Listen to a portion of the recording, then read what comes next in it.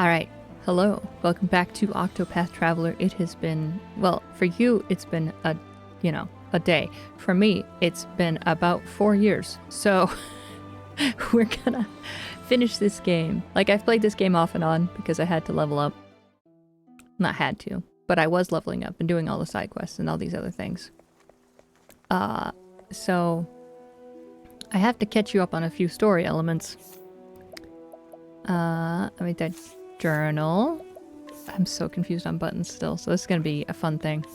So once upon a time, at the dawn of our journey, we encountered a man outside of Riverlands when we first started the game, right? A monster came out of nowhere and it got him in the leg.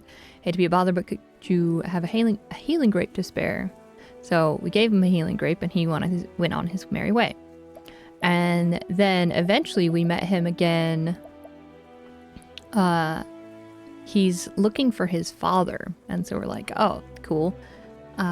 So he needed someone, like he doesn't want to journey alone, right? It's dangerous. So he journeyed with this other guy and then he joined a theater troupe. And then impresario was very understanding about my desire to leave the troupe to search for my father. Whatever can I do to thank him? So we got him something and he thanked the theater troupe and then he continued on. Set off to find the woman who might have news of his father. So there was another quest where there's just this strange red-eyed woman who we don't see in the regular game. Like normally her story's kind of happening alongside when Kit's is, right?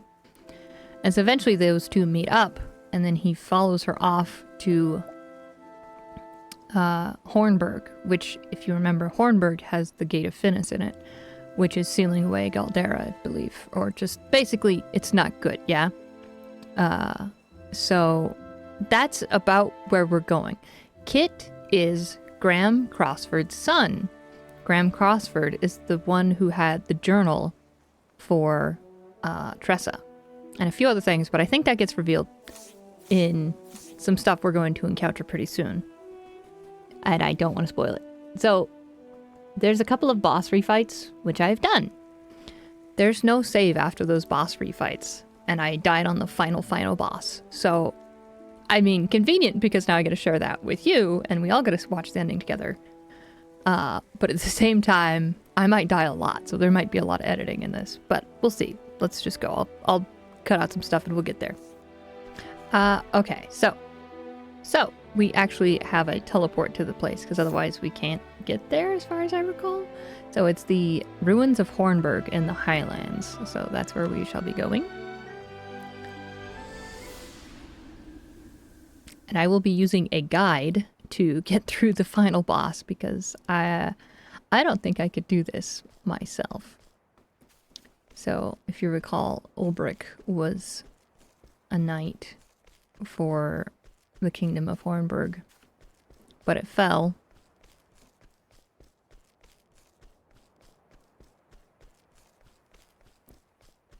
So that's where the king died. Well, was murdered by Earhart.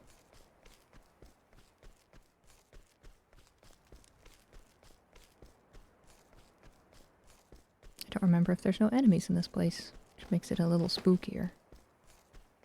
Okay, so there's a save here, thankfully. But after this part, there's no save after. So you have to do all of the fights in succession. Which there are 8 of them, because it's for each person that there is a boss refight. Thankfully, you're much stronger now. Is that so? So this is Kit. Graham Crossford's son, who, again, it's the first character that you meet once you leave your starting town, which is so fun that, like, they do that so early on in the game and set this up. And then this is the evil woman who has allured him here. And this is the Gate of Finis, which you're not supposed to open. So I'll find father on the other side, truly. Indeed. Lieblack, I forgot that's what her name is. Trust me, Kit, he is here, waiting for you. He's there, waiting for you. I see. Very well then. Is something the matter? They're like floating, kind of, it looks like. Oh, forgive me. Pray forgive me, I'm not feeling so well. Why don't you go on ahead? I'll catch up soon. Yes. I'll be waiting for you. I'll be waiting for you. What have we here? Oh, here's a familiar face. Fancy meeting you here. I trust you came for Kit, yes. However... Apologies, but the lad is quite special to me. My soulmate, if you will. I think not. I'll thank you not to interfere. That's assuming you could interfere, even if you wanted to. The Gate of Finis. Pass beyond the Gate of Finis, and never again may you return to this world. I leave it to you. Follow us if you so choose, but first, be certain that it is truly the path you wish to tread. Fareth thee well.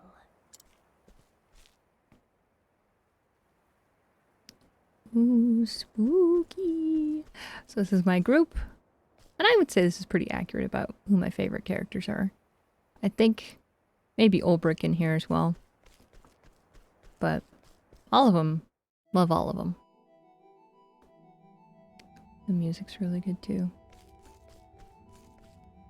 Alright, so there's a lot of reading, which I don't know if we can do the reading first before we do each thing.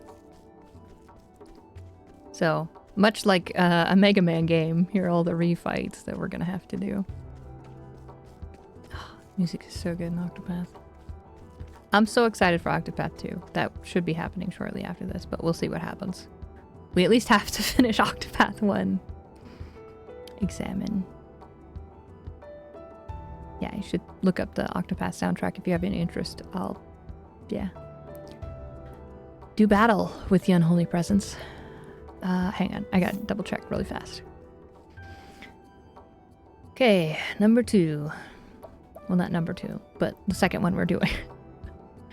I'm gonna put these in order in the game, or in the video, just so it makes more sense for you. But this is the second battle I'm doing. Do battle with the unholy presence. I'm ready. I hope. You won't move willingly. Alright. So this is what's his name? It's this Therian's boss. Darius. Yield boat face himself. Windhild, show no mercy.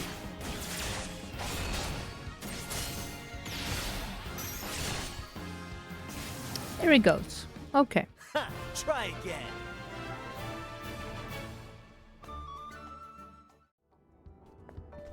Examine. From the records of House Ravis, from the time of my first memories, I recall my father lecturing me on the origins of our house, on what it meant to be the head of House Ravis, and on what it was I must give my life to protect. My father had heard the same from his father, and his father from his father before him. The House of Ravis is blessed with many treasures, and many who covet them. To one born into the House of Ravis, such things are as natural and given as the blue of the sky above us. We are blessed with great treasures, and it is our duty to protect those treasures from those who would use them for ill. And among all the treasures, there are none greater than the Dragonstones. I almost got through all that with a map messing up. Oh well. The Dragonstones were bestowed upon the first Lord Ravis by the legendary King Beowulf I of Hornburg, and they have been passed down in our family ever since. The stones are said to have come from a land far to the east, and they are worth far more than their weight in gold. But that is not where their true value lies. A power sleeps within them, and it makes them valuable beyond mortal comprehension. For the name Dragonstone is no simple fancy. The stones house the power of the great worms whose name they bear. It is said that the great sorcerer Odin Crossford used the power of the great Dragonstones to seal shut the Gate of Finis. Crossford had campaigned together with King Beowulf and aided him in the founding of Hornburg. My father, when he was still with us, once told me this. Power in itself is neither good nor evil. It is the man who wields the blade who decides whether he fights for good or evil. That is why King Beowulf entrusted the stones to the man he trusted above all others, the loyal knight who would become the first lord of House Ravis. Great power can bring about boundless good or unfathomable evil. It is the duty of our house to keep the Dragonstones safe and protect them from those who would wield them for dark ends. Yet give it enough time, great power will always awaken a hunger in those who would claim it for themselves. Once the Dragonstones came to House Ravis, there was no end to those who lusted after them, not to mention our many other riches. Even kith and kin cannot be trusted to stand against such temptation. Once, a rumor reached my ears that suspicious parties were inquiring into the whereabouts of the stones at the behest of my own relatives. It may be that those who sabotaged the carriage my wife and I were riding in did so at the bidding of my own blood. Oh, my poor Cordelia, what is to become of you? You are too gentle to ever doubt another. I fear that many will draw near to you, cloaked in the guise of kindness, and seek to deceive you. Cordelia, I can protect you no longer, no matter how I try to call out. My voice cannot reach you on the other side. Yet this I hope you know.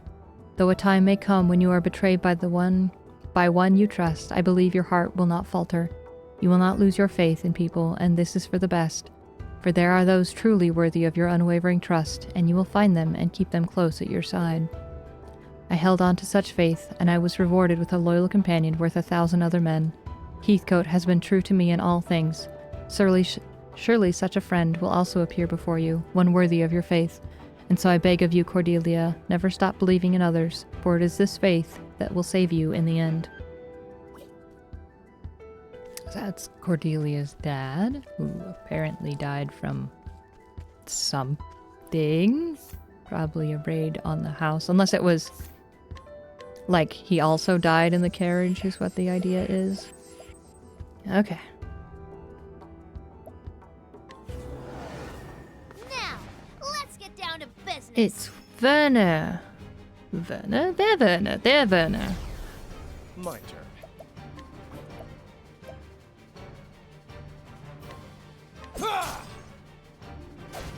What is the logical course of action? Lux Conjurer! Bring it on! Alright, we need do one of this. these.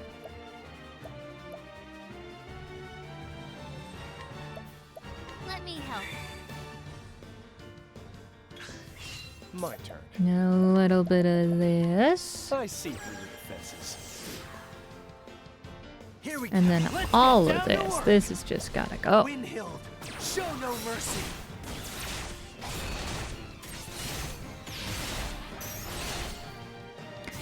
And that's how you do it, dear friends. That's how you Try just again. get rid of a man on a horse.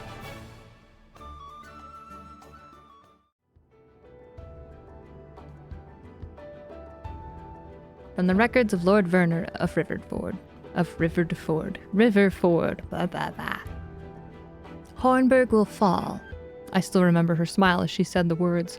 It was a score of years ago now, maybe half more. A simple sellsword I was then, when she came to me with a sack full of leaves and dark promise in her eyes. She knew as well as I did that I had far greater aspirations than selling my sword for coin. But coin would have to be a start, and what a start she offered me. Not only the leaves for free, not only the leaves to me. Wow, brain. Not only the leaves to free me from another man's employ, but as much as I asked for to invest in my plot and establish the connections I would need. The life I'd always dreamed of was finally in my grasp. I could use her. I could use her to get all that I'd ever wanted, or so I thought. And so I took the girl up on her offer and began my plot to bring down an entire kingdom. I would need men if I were to accomplish anything, so I created my own sellsword company. The Black Brotherhood, I called them. I spent 3 years doing nothing but gathering information on Hornburg. Then, using what I had learned, I began to systematically remove any obstacles that might stand in my path. I used the girl's connections to make my company of sellswords very much in demand in Hornburg. Took the worst of the lot, those with no scruples and nowhere else to go, and made them out to be bandits and thieves. I set these villains to attacking the borders of Hornburg, and then my Black Brotherhood would turn them back. It was quite the performance. Other armies didn't stand a chance at beating us to the site of each battle. The skirmishes all took place far from the heart of Hornburg. We knew ahead of time exactly where they would happen, since the foes we faced in those battles were in fact our own men. It was an easy feat to give the appearance of a crushing defeat. Through this farce, the Black Brotherhood won the hearts of people living in those borderlands. Ingraining myself with the families of these borderlands, I used their introductions to buy trust among many powerful houses of Hornburg. The tales of the Black Brotherhood had spread throughout the realm by then, and I used the woman's money freely to strengthen my ties to powerful men within Hornburg and without. Still, King Alfred was well beloved by his people and his bannermen. It would be no small feat to win their hearts away from him. In which case, things would become much easier if he were simply not in the picture. Hornburg would not last long without the people's love for their liege binding them together. And so my eyes landed upon Earhart, who held a bitter hatred of the king within him. I had him appointed as a member of the king's own guard, so that he could be in the perfect position to do the deed. All that remained to be done was to give Earhart the chance that he was all too eager to seize, mixing lies and truths. I lit a fire among this strong young warrior I'd befriended. I could spout any lie, and it would not have mattered. Humans care little for facts. They believe what they want to believe. In the end, it took me just 12 short years to bring Hornburg to ruin. After the kingdom fell, I decided the time had come to settle my accounts with that woman. I disbanded my company, having no more need for sellswords, and used the riches I had accumulated to buy myself the lands and status that would see me through my remaining days. To tell the honest truth, this was not easy. I could have gained even more had I remained at that woman's side. She could provide me with wealth and power beyond any human's wildest dreams. But to pursue this any further would be madness. Perhaps I was already mad, to serve so long at her beck and call to bring down a kingdom. She was beautiful, there could be no doubt of that. But did I desire her, even for a moment? No. For within that attractive trapping was evil, pure evil, intent on bringing humanity to ruin. If a man dared touch any part of it, his own flesh would rot and fall away. She was a lethal poison. She was a witch. And so I cut myself off from her entirely and did not look back.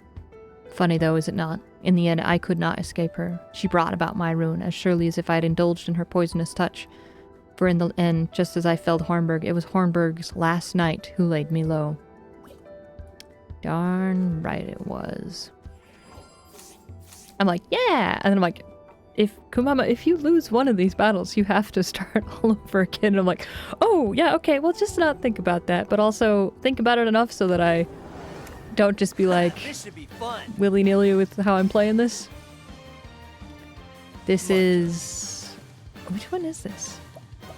Yvonne! I didn't recognize you. You look very blue. Righty. Windhild, show no mercy. Numbers. These numbers are so good. They're not, like, the best. Okay, well, they work just fine, you know? Try again. Wasted a pomegranate. I wasted a pomegranate. Is that what refreshing jam is? Hang on. Almost out of those. Alright, here we go. From the diary of Headmaster Yvonne of the Royal Academy. It was 15 years ago when I first learned of that tome. The headmaster's chair was but a dream to me in those days when my prize student Lucia brought a young woman to me. The woman told me that I was the best suited to the position of headmaster, that there was no knowledge, no position that should be off limits to a man of my ability. And so she taught me many things, one being the existence of ancient tomes containing the long-forgotten secrets of old. There are several tomes of forbidden writings in Atlasdam's great libraries, and no eyes but the headmasters are allowed to look upon them. The tome in question is one of these. It is the last extant tract of the legendary sage known as Salomon, whose name lives on in history through the land of his birth, the kingdom of Bernstein. Bernstein, not Berenstein. My brain's like, Bernstein Bears. I'm like, stop it. Has long since been forgotten. Long has it been said that he who can decipher its true meaning will obtain power over even life and death. The current headmaster is not worthy of such knowledge. What he lacks in intellect only pales to what he lacks in character. I cannot depend on him. I would depend on you. She wished to decipher the secrets of the tome and share its knowledge with the worthy alone. Thus a great scholar was needed, one who would be able to fully understand the arcane truths within the tome. The doddering fool who now serves as headmaster could never do such a thing, but a genius such as you, Yvonne? Surely you, of all scholars in the realm, are up to the task. Yesk. Yesk? Yesk! That was how she persuaded me. Yes, that was how she persuaded me. It was true that I bore little resemblance to the former headmaster, who was interested in nothing but his studies, and whose only praiseworthy trait was his tenacity in that single-minded pursuit. But I was different. I knew that knowledge was worth its weight in gold, and more critically, my intellect far outstripped his. How could the idiots around me fail to realize this? This woman told me that the then headmaster, holding a lofty office he had done so little to deserve, was tantamount to sin, and I agreed. When she asked me if I could remove him, I assured her that it would be the simplest of tasks, and so I had him assassinated just as she wished, leaving not a trace of evidence behind to incriminate myself. Shortly after, I ascended to the headmaster's seat in his place. I encountered the strange woman only once more after that day. When I reported to her that I had murdered the former headmaster, she flashed a chilling smile and simply replied, "So you did." Then she walked away, never again to appear before me. Perhaps removing that man was all she wanted of me after all, I thought. It was no matter. The tome was in my grasp, and I immediately set myself to uncovering its secrets. All the rumors I had heard were true. It was a work of staggering genius. With Lucia as my assistant, I was able to obtain other rare and ancient texts from that woman, even if I never saw her again. Yes, everything was going just as I had planned, and power beyond the imagination was finally within my reach. How did it all come to this? Damn that accursed Lucia, damn that heartless, conniving witch! How did I not see she had meant to use me from the very start? I was the one who unlocked the secrets, I who constructed the basic theories of how to effectively control life and death, and as soon as I had done that, she had no more need of me. She had no more need for me. That was why she gave me a flawed blood crystal and led Cyrus right to me, so that she could dispose of me without dirtying her own hands. You despicable, loathsome, hateful woman. Death has not cooled my fury, but only fueled it to greater heights. Curse you and that unholy witch you brought to my side. May the deceitful Lucia burn for all eternity. May the foul witch LeBlanc be banished beyond the farthest reaches of hell. There's a book about that. Well, I guess it's about things coming from the far reaches of hell, but I don't know. Do you battle with the unholy presence? I'm gonna sip some coffee first, as per usual. Gotta remember to do that more often because it's getting cold. You won't move Oh, willingly. it's time for Poo Poo Head, Betrayer Man. To its name, I'm definitely not stalling for time to remember. It's Matthias. See, I remembered. Here we go. Let's get down to work. Windhild, show no mercy. Those are some beautiful numbers. Boom, Matthias. Weak. Try again. Weak. You did not miss this time. I'm so proud of you. Good job, Alvin.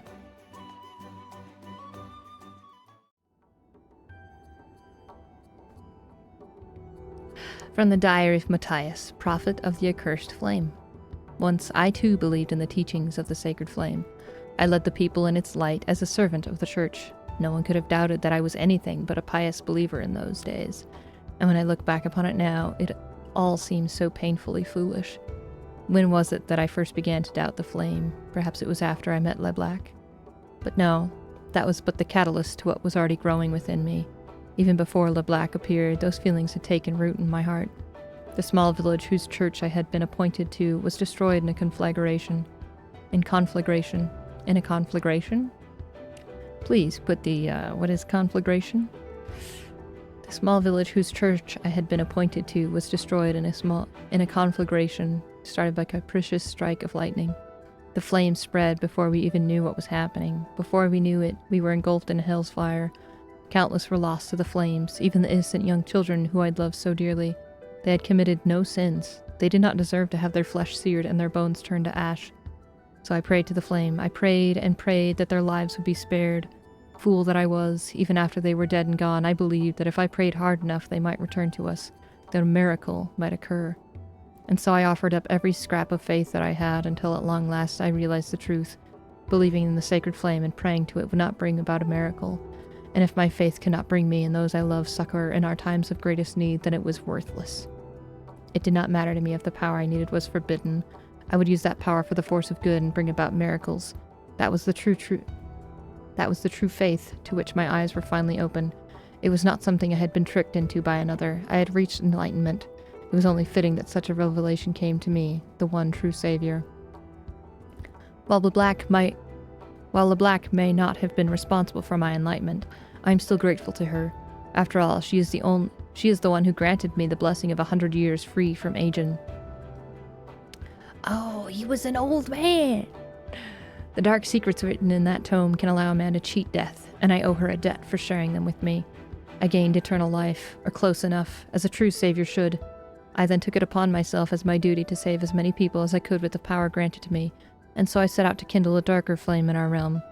If the sacred flame could be weakened, yet more of Galdera's accursed power could seep through the gate of Finis, and I would be able to claim even greater strength for myself.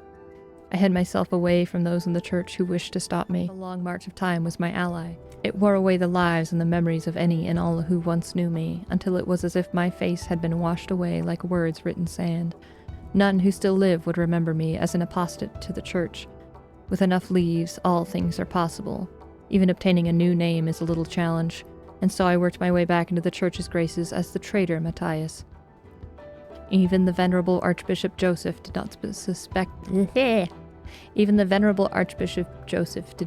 me for a moment. Every step of the way, fate has shown me that I am in the right. I was able to uncover Galdera's altar because I am right. I was able to use a fragment of Galdera's power to bring about a miracle because I am right.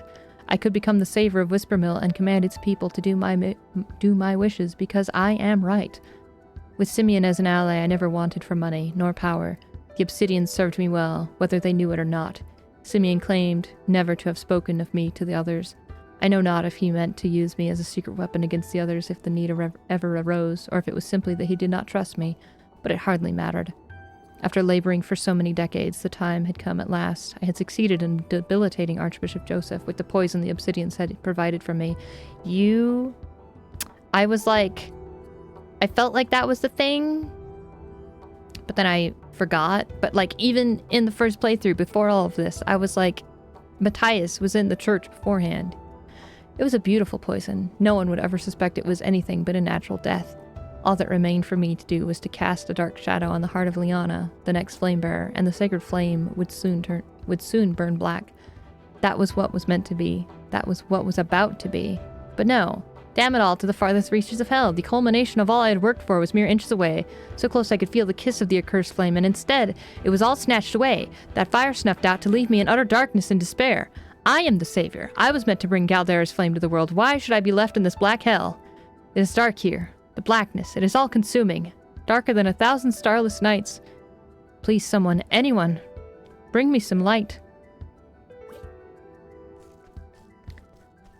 Hey, healing. Excuse me. Alright, here we go. Do battle with the unholy presence. I'm ready, let's go. Better roll up the Oh, sleeves. Simeon flashes a leery smile. Alright, Simeon. This is Primrose's boss.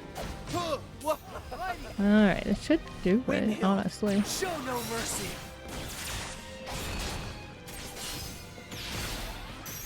There he goes. Ha! Try again. Phew.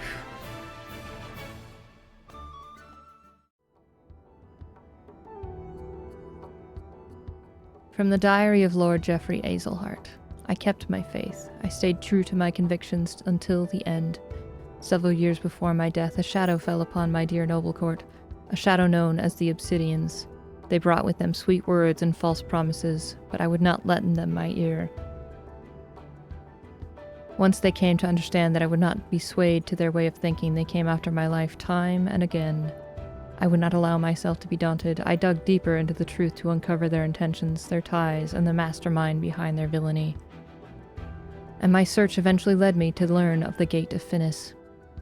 In the end, I was murdered by the men who caught wind of my discoveries. Yet I do not regret my actions. I lived true to the words of my house and did all that I could for the sake of my people. My sole regret is that I have left Primrose alone to pick up the pieces of this broken life I left behind. My precious daughter.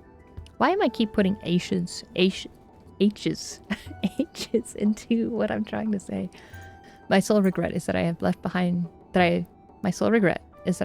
Primrose alone to pick up the pieces of this broken life I left behind. My precious daughter should not have to bear such a burden on her shoulders. Primrose, you stood before my grave and told me, did you not, that you had lived true to what I had taught you? You are strong, my daughter. You found your own cause and purpose, and the purpose you found was the continuation of my very own. You carried on in my footsteps and finished what I started. My dear Primrose, when I think of how much you must have suffered all alone, all I can do is beg you to forgive me. Now the time has come for you to lay down your burden and rest. It is time for you to forget about me and find happiness, a happiness of your own this time, for I will always be with you, Jeffrey Azelhart. Okay, we're good on that. I was like, let me save. I can't do that. I can't say that enough. I can't do that. I am ready. Ah, this is Tresses. Windhild, show no mercy.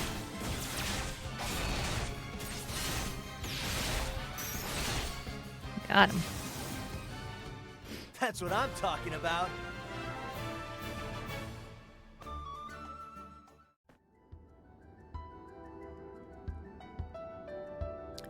From the Diary of Graham Crossford, Part the First.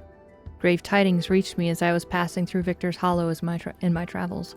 My beloved's condition had worsened. I knew my journey must be brought to a swift conclusion, lest I be too late in the end.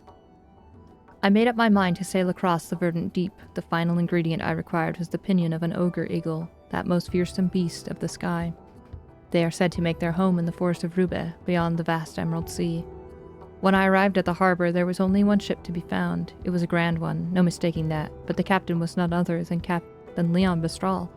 I recognized him at once, of course. Who could travel these lands without hearing a tale or 10 of that dread pirate captain, the very mention of whose name would set even the bravest sailor's heart pounding and palms sweating? Yet I found the man himself to be quite different from the one spoken of in legend. Captain Leon Bestral stood at the helm of a merchant trader, which was preparing to hoist sail at the very moment I came upon it. I told him of my haste and implored that he let me aboard. I'm afraid I don't let just anyone board my ship, he told me, and I felt as though I were being put to some kind of test. It was clear this was a man who did not easily place his trust in others. My coin purse, as impoverished as my hopes, I held out the only thing of value I could offer, my journal. This is the most valuable of my possessions, I explained. Within it you will find a record of every region of this vast continent, every town I have visited, and every path I have tread. Surely such knowledge is worth the trouble of having one more body aboard your ship for this voyage. After all, what need have I of such a log, then? My journey was nearly over. All that remained was to obtain the final ingredient and hasten home to my beloved's side. Captain Leon gave a boisterous laugh and gestured me onto his ship with a grin. You'd have me believe the leaves of that old book are more valuable than the leaves in my coffers. You must have had quite the journey. I wouldn't mind hearing about it as you swabbed my decks. As his ship tossed about the stormy sea, my thoughts drifted ahead of the winds to where my wife awaited me. I could see her face in my mind so clearly that it felt as though it was only minutes ago that we parted, not countless moons. And I prayed that the flame would guide me back to her while that gentle smile still graced her lips. It's almost finished at last, my love. Pray wait for me just a little longer. I know not what has become of my journal since I parted ways with Captain Leon, but looking back, I am relieved that it left my hands when it did. Surely it is better that my final entry ended with some traces of hope, rather than that bitter pain I would eventually find at journey's end. Do battle with the unholy presence! I am ready! Better roll up the sleeves. This is... Miguel? Afraid you picked a fight with the wrong man. Yeah, what is Miguel doing here? This is interesting. I don't remember exactly who the bosses were for each one, so... This is fun to find out. Bring it up. Alright, here we go. Windhild, show no mercy.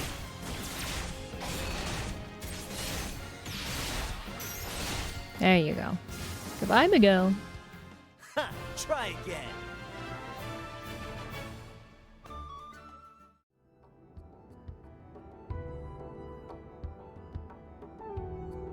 From the Diary of Graham Crossford, Part the Second. All hope was lost. My beloved was gone forever. I had finally finished the elixir, but it was too late. Mere days too late. My one true love had drawn her last breath just as I was racing back to her side, medicine in hand and heart filled with renewed hope. For 3 days and 3 nights I lost myself in tears, a river of tears too deep and raging for me to ford my way across it. It was after the funeral that the woman found me. Lie Black, she called herself. In the depths of my anguish, my life bereft of all meaning, she asked me a simple question, terrible in its implications. Wouldn't you like to see your beloved once more? That insidious offer, a mere whisper in the wind, took hold of me. Try as I might, I could not close my ears to it. If it would mean seeing my love even once more, then I would give my very life without regret. Lie Black spoke of the Gate of Finis, which separates this world from the next. If I could find it and cast it open, I could bring my beloved back to my side. I had heard the legends before, of course, but for the first time I found myself desperate to believe them. Begging the help of one of Kit's companions, I set out to the southeast. It was a fool's journey, but what else remained to me but a fool's hope? On my way, I passed through the village of Clearbrook. There I came across a young boy stricken with illness and lingering just outside death's door. Convulsions racked his small frame, and his skin was mottled with a purplish pox. I recognized the symptoms at once. How could I not? It was the same foul malady that stole my beloved from me. I felt the touch of fate in this meeting. Though I had not been in time to save my true love, I still carried the elixir I had labored so long to create, a remedy that could do nothing for her now. There was no doubt in my mind what I must do, and so I treated the boy with my medicine. When I looked at the boy's face, finally at peace and in calm repose, I saw my beloved again, and in her gentle eyes I found forgiveness. I hope I can do that too someday. Such were the boy's words to me when he was strong enough to speak again. He told me that he wished to follow in my footsteps and become a great apothecary. His words were a reward I never expected. In that moment, I felt as though my journey was perhaps not a fool's one after all. I left what remained of the elixir and the rest of my medicines behind with the boy, and I set out once more, turning my feet again to the gate of Finis. Little did I know that I was making the greatest mistake of my life. I am ready. Okay, so this is Hanitz. All right. Let's get down to work. Okay, so there's that. I'm a little higher level than needed to be, but that's how it is. Examine. From the Diary of Graham Crossford, Part the Third. How could I have been so wrong? All I thought was bringing my beloved back to the world of the living. When the Black told me if such a thing could be done, I was all too willing to swallow her pretty words. The moment that I arrived before the gate, I felt a finger of ice run along my spine. Even if my mind had been too slow to recognize it, my very body was being repelled by the gate, or more precisely, by what lay beyond it. While I struggled to catch my breath, Lilac sketched out a magic circle on the ground with practiced ease. As she traced each twisted line and rune, her hand never faltered. How many times must she have prepared for this moment in her heart of hearts? It was at that moment that I realized just how she had longed for this moment, how fiercely she had desired to see the dark ritual to completion. Only by this ritual may the gate be opened. It will not be pleasant for you, but you must bear it if you wish to see your beloved once more. So Lilac spoke as she led me to the center of the magic circle. As she began the ritual, the first thing I felt was a great pain that struck my entire body at once. It was followed by a strange sensation like nothing I had ever experienced. I felt myself stretching and swelling from the inside out. From the corner of my eye, I saw my own hand changing into something foreign and awful. And then, the fear. Lilac watched my transformation with a glow in her eyes. It was then I knew this ritual was not intended to open the gate and bring my wife back to me. Yes, I know what truly lies beyond the gate of Finis. That horror is what Lilac sought to bring back to our world, and I was to be the vessel. I would be lying to say if I had no idea this was coming. My conversations with Lilac had led me to suspect that this ritual would not work for just anyone. It seemed that she needed my blood, the blood of House Crossford, descended from an ancient line of sorcerers. That is why I must be the one to prevent her plan from succeeding, for if I fail, she will only turn her sights upon my dear Kit. No, that I cannot allow, so while I realized before the end what Lilac intended, I continued to accompany her in her aims so that I could see the truth of the ritual for myself, and foil it however I could. Little did I know that I was dealing with a power far, far beyond any mortal's control or conception. I felt my own sense of self growing faint and distant, and something else entirely filling me. I resisted it with all that I had, but that presence, to that thing, a being like myself, a fragile human spirit, could be crushed as easily as an insect beneath your heel. Then, just before my mind was completely consumed by the darkness, I saw the smiling faces of my wife and son one last time. I screamed. The memory of my wife gave me the power to resist that last critical moment. I imagined Lilac herself did not think I would ever strike back at her, but I had already grown far stronger than I had been as a man. Even when I only managed to land a single blow to her, it cut her deep. She staggered back, and the ritual was interrupted. This is my chance. All I need to do is chase after her as she flees and cut her evil at the root, bringing everything to an end. That is what I must do. Why am I? Where am I going? Why am I? I'm turning into something else. Something less and less human. And so I wander the land without aim. There are periods of time I cannot remember. I come back to myself surrounded by destruction. No memories, but I know it was me. These blackouts grow more frequent. They come for me now. No, stay your hand. I am no monster. I am a man. I am a man. So, that being connected to Hanitz would very succinctly tell us that Graham Crossford turned into Red Eye. And then we killed him.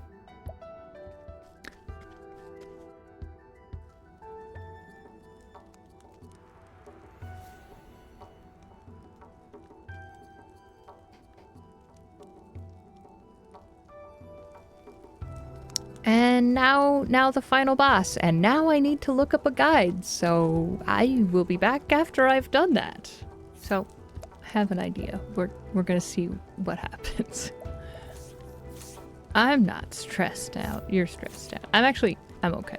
Because if I die, all of the other bosses with the setup I have, it's, it goes pretty quick.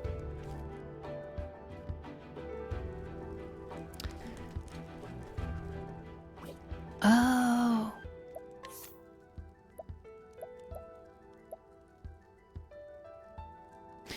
I'm curious. So I don't remember if it swaps parties halfway through.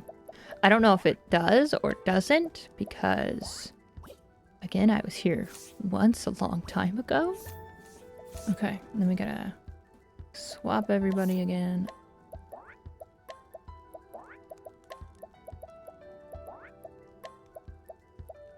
I don't know if they swap. Okay. Alright. Okay. It's fine. It's fine. It'll be fine. It's just fine. Okay, they do. Alright. I think I should probably put one strong person over here.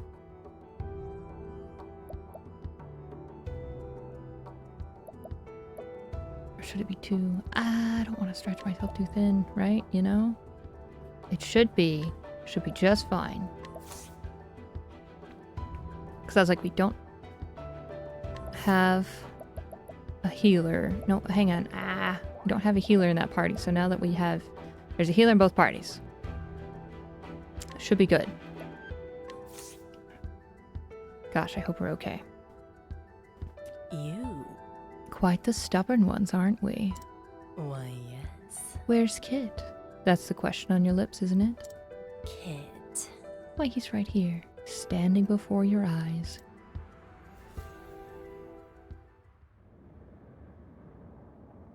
Just so. The 13th god.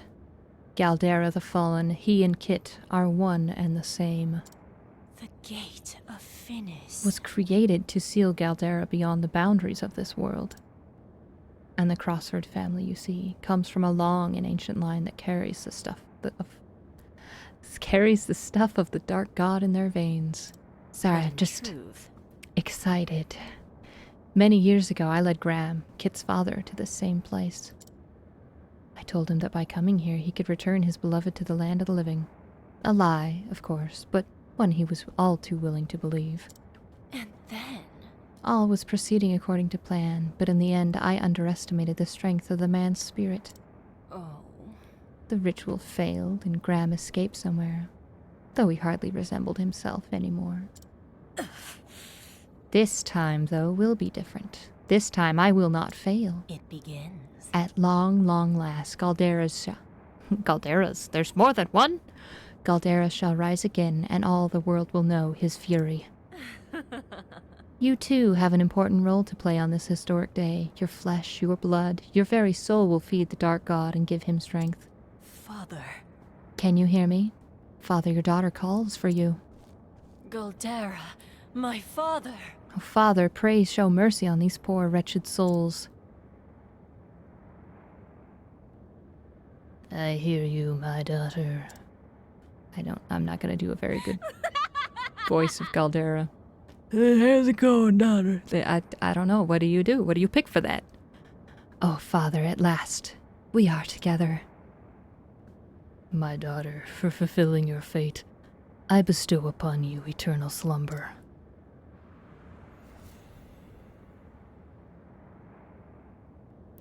Poof. And they're like, oh, okay, and then we leave. Brave souls, you too have earned the same reward. So come, let us consume all life on this world. Let us consume the gods themselves. For now in eternity, there is only us. There is only Galdera. Time for the main event. Look, it's just a hob, it's a smorgasbord. Axes, you say? What is the logical Oh, course of why action? you like that? Why you block everything? And then we just power up Alphen. Okay, we just gotta power him up with this because I realize his turn's right next. Stay strong. Alright, Alphen. Here we go. Alphen, this should be Down to it. work. Windhild, show no mercy. Why is that so weak? Again. Oh no. That's what I'm talking about. Is it done? No, we gotta have to do another side. Or something. That's what the other party's for? Oh, please just be dead. Please just be dead. Talking about difficulty, it's just that took a really long time to get here. No, he's not dead. Okay, that's right. There was pictures of stuff there. Okay.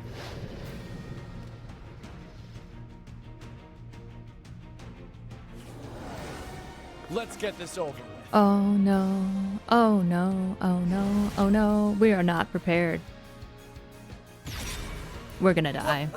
99. We're gonna die. Okay, hang on. I gotta. Oh boy.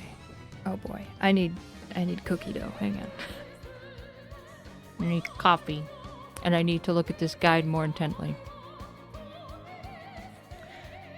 Okay, guides are hard, and I don't. We'll see.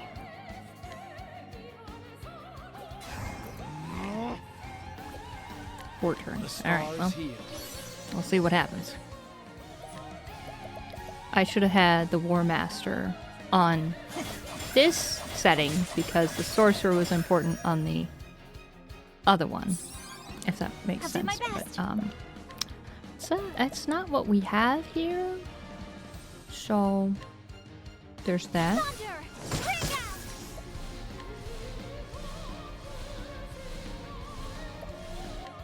I wreak havoc upon thee! That just shouldn't be allowed, honestly.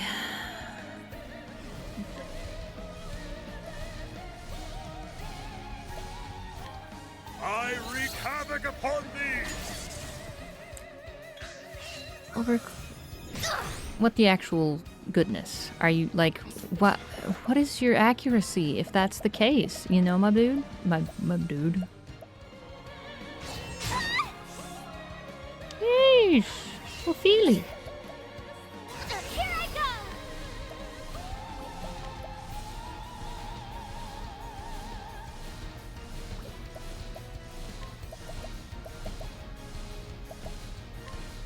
Bring about a miracle of healing!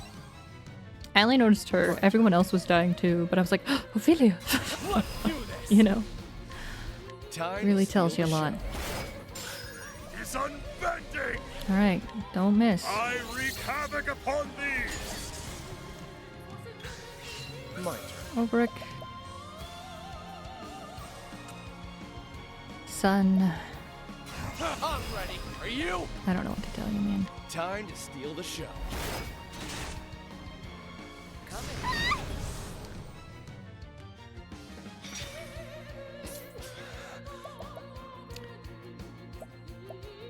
Owie. This is a gamble. This is one of them big old gamblies. I appreciate There is it. no reason she should miss ice. But if she does, I'm dead. Like, holy crap. Damn. Alright, there is. I think it may be 3 more of these. I don't Time know. to I'm steal the just... show. Thank you. Oh gosh, please just be done. Be done. Don't start things you can't finish. That... Oh, that sucks so much. That was awful. I hated that.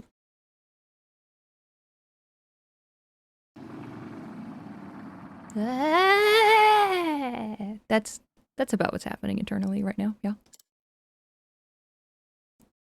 No, I am all powerful, eternal. I will not return to the darkness. I will not. Just getting 3rd phase. Ha ha ha, suckers. Kid. Whole kit and caboodle. Huh? Where am I? I see. Thank you, my friends. She told me that I could meet Father here, but it was all just a lie. Kit.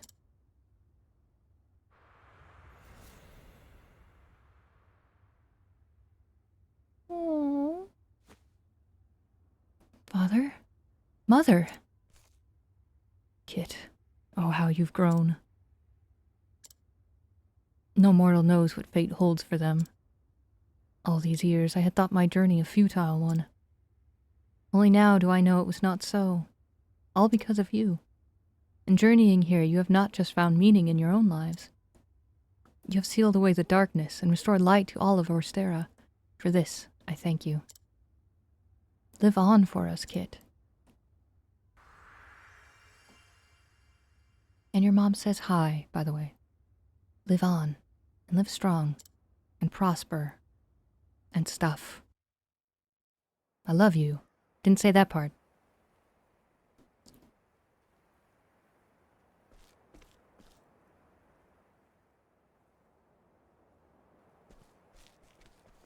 Let's get the heck out of here. Drinks are on me.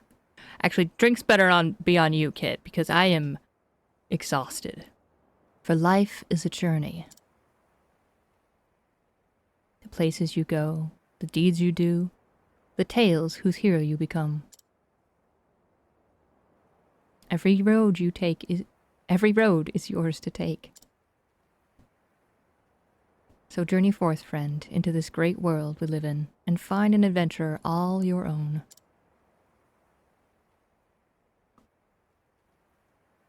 And never open that stupid door again. Yes! Look at the achievements. We got closure, defeated the Dark God Caldera, and then we got another one, which I couldn't read fast enough, and we got $100,000 and a ribbon, which if I know anything about... Hang on, I'm just... What if the... Yeah, like, I'm kind of worried I'm going to run out of recording room, so we're just going to save that right there. Oh my gosh, we did it! Oh my gosh, we did it! Oh, Kit's been saved! Oh my gosh! I think we've gotten everything in this game. Like, there's some achievements. I'm missing some treasure chests, and I probably haven't stolen from everyone. But oh my gosh, what a journey that was. Bogus fights. I was forewarned that those fights were awful, but I'm like, oh no. Oh, that was rough. Like, obviously, if you have the perfect team, it won't be awful. But like, hang on, we need different background music for this. We gotta go home. We gotta go home. That's not home. There we go. We gotta go home.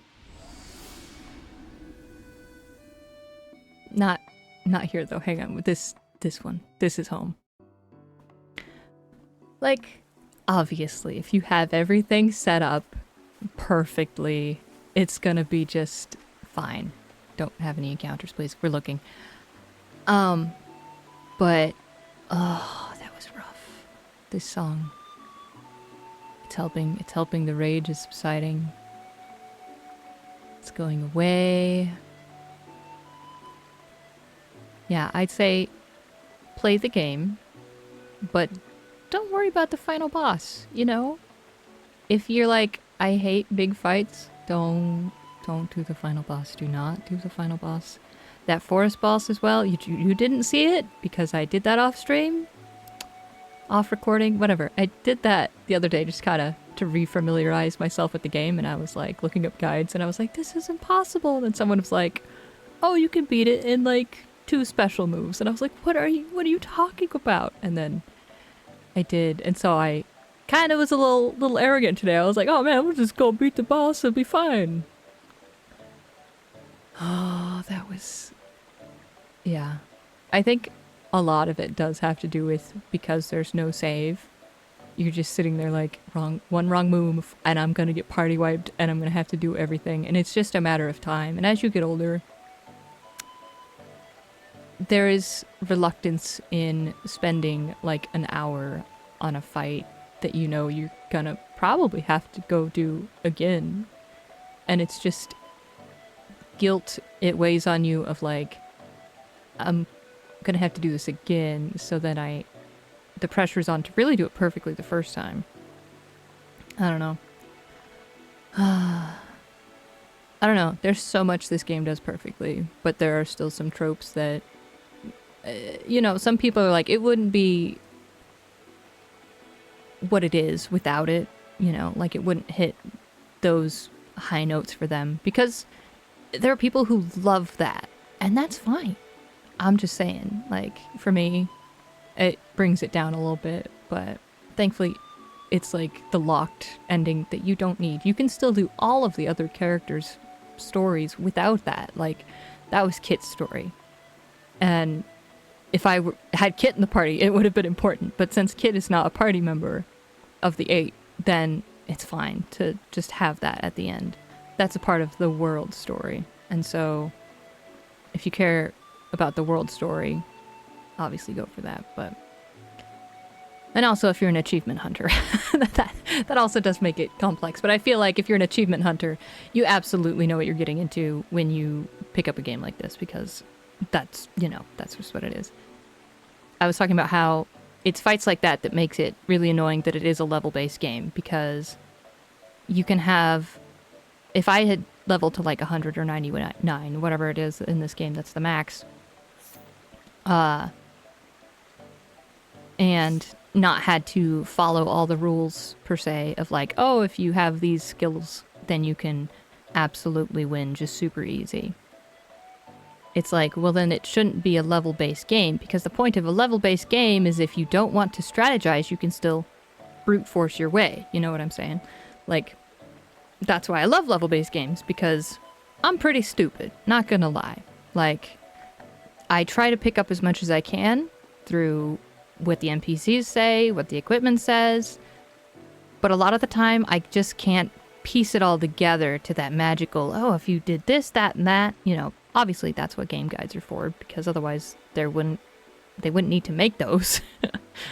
Yeah, but all in all, Octopath is still amazing. It still goes on, like, the list of amazing games. It's not like, oh man, it sucks, like, stupid game. It's just stuff like that that in games I encounter a lot, and it still bothers me, but I'm not sore about it because, you know, that's obviously people find that fun, or they wouldn't put it in the game. Anyways, that's enough for me. I hope to play the second one soon. I'm so excited to find 8 more characters to fall in love with, you know? Like, these guys are great. I'm gonna miss them a lot.